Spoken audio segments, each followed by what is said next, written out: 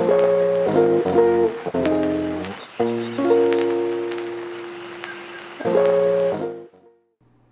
there, this is Mike from Underwater Macro How-To, and today I want to talk you through two different things. The first one is breathing, and the second one is stable position. And actually, they're really the same issue, which is as you're underwater, you're shooting, and you're focusing on your subject, people have a tendency to shake for these two reasons. So what I want to talk you through is those two issues so that you have just a better idea on how you can shoot better photos. Okay, breathing. I grew up in Idaho, very far from the ocean, and we do a lot of shooting. And then I was in the Army for 16 years. And there's a pattern to breathing when you shoot rifles that also applies when you shoot photography. And that is your normal breath comes up, pauses, goes down, pauses, goes up, pauses, goes down, pauses. Now, obviously underwater, when you're breathing through a tube, if you breathe in a really big deep breath and pause, you know what happens. You start to float up off the bottom, which is bad if you're shooting macro, because then you're not close enough to your subject, right? So you have to dump some air, breathe out, scoot back down.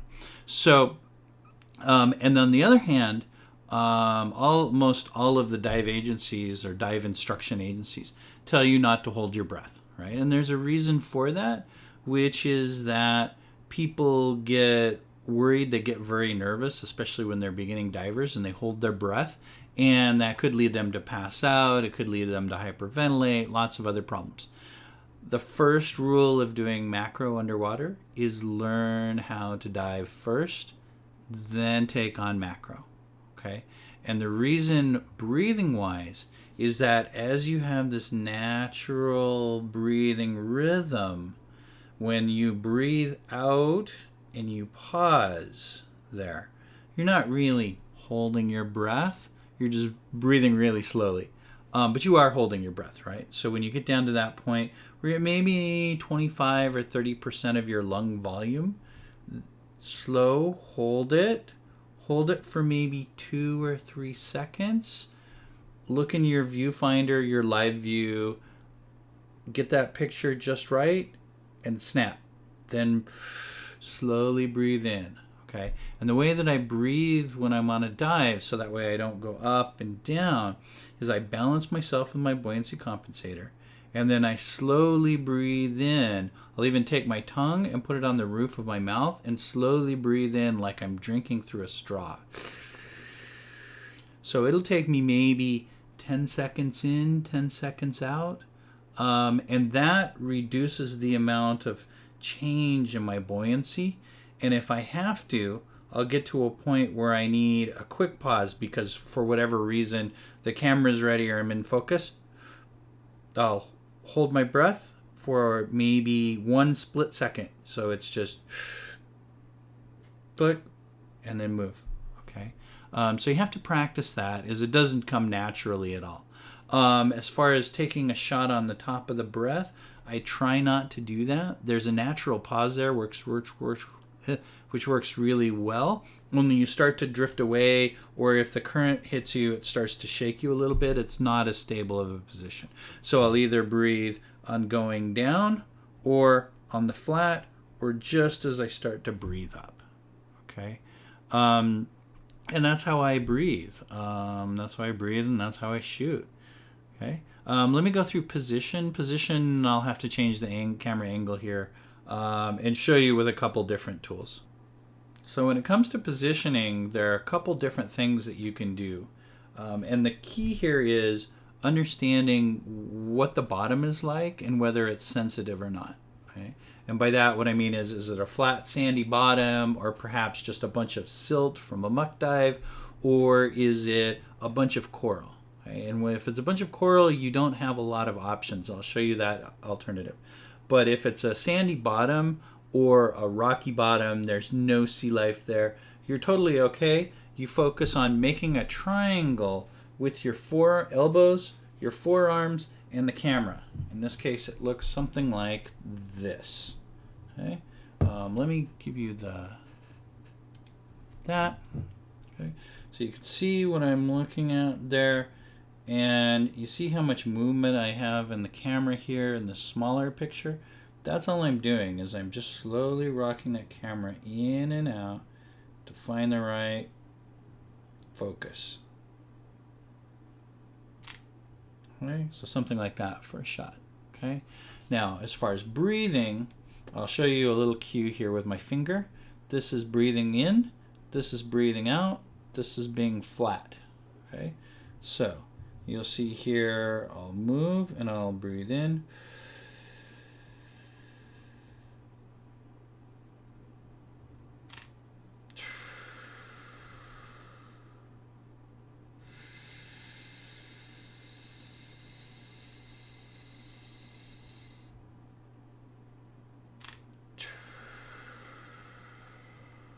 Okay, so that's kind of breathing in as you go up, breathing on the pause.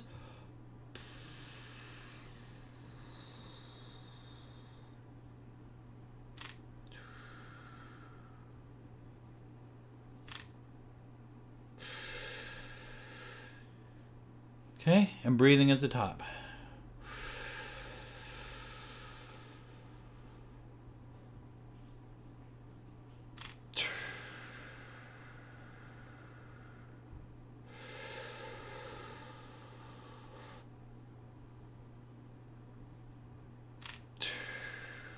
It's a lot more uncomfortable to do it at the top. It's better to do it at the bottom as you are either going up, and then usually, I think, thinking about it, I think even when I'm on my way up, I'll pause, shoot, and then breathe out because I'll still have that carbon dioxide buildup. Okay. The second technique that I want to teach you is when you are, say, on a coral reef, and you can't lay down, or it's just not safe to lay down. So you have the pinch and hold technique. So sometimes you'll do the 3-finger pinch on a rock, reach your non-dominant hand, so usually your left hand, reach it across this subject and do the rock pinch, then cradle the camera on your forearm. Okay, it's not as stable as building a triangle with your forearms, but it still is okay. Okay, you can get a couple shots out of that. Okay, let me show you with the real housing. Obviously, it's easier when you. Let me close this off. It's obviously easier when you don't have a housing because it's smaller. But what it looks like with the housing, same thing. Reach across, pinch, cradle it on your forearm, get your good shot, and snap. Okay. What it looks like on the bottom with the triangle is something like, let me get this guy out of the way. Okay. So something, it's more like this. Okay. Or if you have the viewfinder, which I do, you're looking like this. Forearm, forearm, elbow, elbow, and shoot. Okay. And so that's position, that's breathing, and hopefully you'll start to make a more stable platform and you can take better photos. Thanks, and as usual, thank you very much, and subscribe, like the video, do all that fun stuff, and I'll see you sometime underwater.